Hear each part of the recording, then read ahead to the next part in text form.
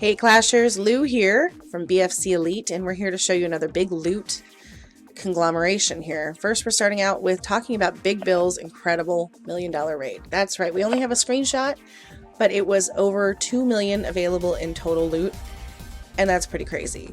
I don't think I've ever seen anything like it, and he did a fantastic job collecting near most of it. So anyway, we're going to move right into our first attack, which is Bill again. We're highlighting Bill a little bit this video. He's got some really big loot raids. His army doesn't vary too much. As you'll see, he almost always starts off with giants, wall breakers, archers, and then kind of throws some hogs in the middle to really get that cleanup going on. If you watch, you can see that he almost exclusively attacks TH9s, which is pretty great. He's a TH10, so he can guarantee a good payout that way. If you're not used to using hogs in raiding, it's something you might want to consider, especially a couple of them here and there.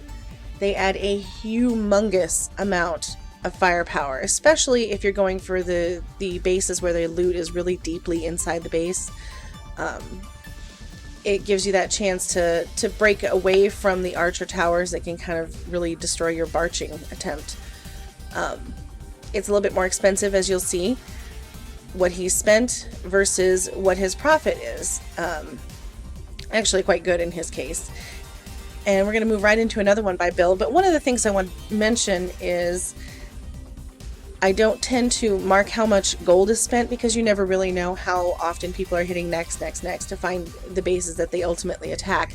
So technically we're saying that the gold is pure profit, where that's not always true.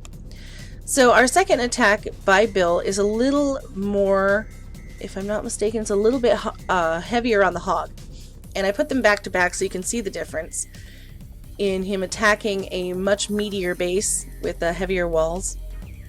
Similar loot to the previous one, and but you can see that his technique is the same. Start off with those giants, bust through the walls, get the archers going, and then throw the hogs in midway through the attack. And all that does is just start wiping out all those defenses, and then the hogs can run around really quickly, clean everything up. As we all love hogs. I too wish they still worked at TH9. Not quite so much. Definitely in raiding though. We're going to see exactly how much he spent and what his profit was shortly. And as you can see, they'll run around, clean up all that good loot. A little bit less of a profit this time as far as the Dark Elixir goes, but still very solid. So next on the docket we've got Jer. He's fully maxed TH10. And he has a very unique mix. I really like using his mix and really like using his attacks as a really good example. He keeps spells with him but doesn't always use them, which all of us should really do when you're out heavy raiding or you've got a boosted session. Take your spells, even if you don't use them. That way you'll be grateful if you need them and you've got them. Anyway, one of the things that Jeremy always uses is a mix of barbs, giants, and minions.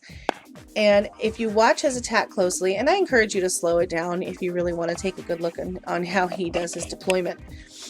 Those minions are a huge help in raiding because they come in after the giants and all the defenses are taken out and just wipe out the loot almost as fast as goblins. And so it's a really nice and smart way to do your attacking. So we're going to see exactly what he spent and his profit shortly. And I love watching the end of this attack because his king is so darn determined to get that last bit of loot. Alright, so very little amount spent for such a big profit. And when you're not raiding specifically for Dark Elixir, it's good to take a small amount of Dark Troops with you so that you're not overshooting. Next up is my attack, working on Lavalune, which I tend to use more in war, and I like to raid at least 3 or 4 times with it before war attack just to kind of get back into the swing of things, because you can barch all day long, and then when you go to do an air attack in war, it can really mess you up because you're not used to how the troops move and kind of the AI with how they think.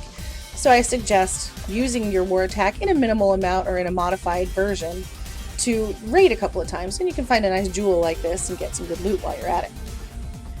Air attacks, as we know, and especially that one, uses up a hefty load of elixir and dark elixir, so be careful.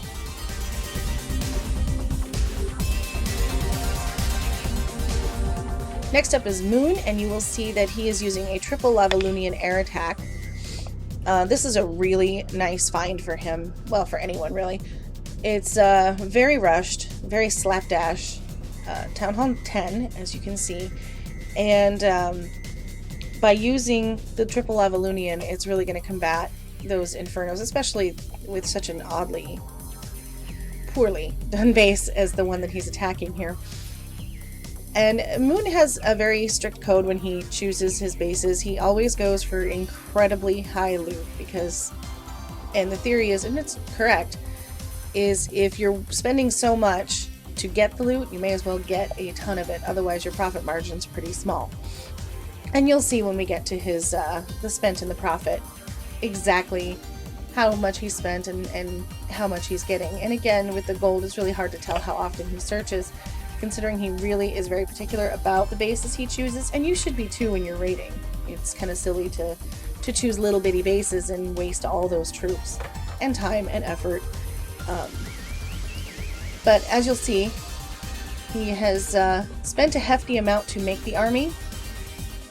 However, profit is huge. Still getting into the high level profit margins. Next up is Moose. Moose is using a Hog Rider attack, slightly modified, and it's really quite ingenious the way she's got it going. Starting with the hogs, using them almost like balloons on the ground. Letting them kind of take the brunt of everything while the wizards come behind and clean everything up. It's really a very smart attack, and can be highly lucrative, as we're about to see. She gets a huge payday in this little juicy plum base. The only thing I will say, and that you will see shortly, is the amount of DE spent versus the amount gained. Now, if you're going to use a dark troop to raid with, then you got to make sure that your elixir or your dark elixir that you're bringing in actually covers the cost. Next up is T. This is a mega loot defense. T had a great deal of loot available for this person to attack her, and this is what happens when you don't bring a proper army for raiding all kinds of conditions. If you look, you will see that her base is beastly.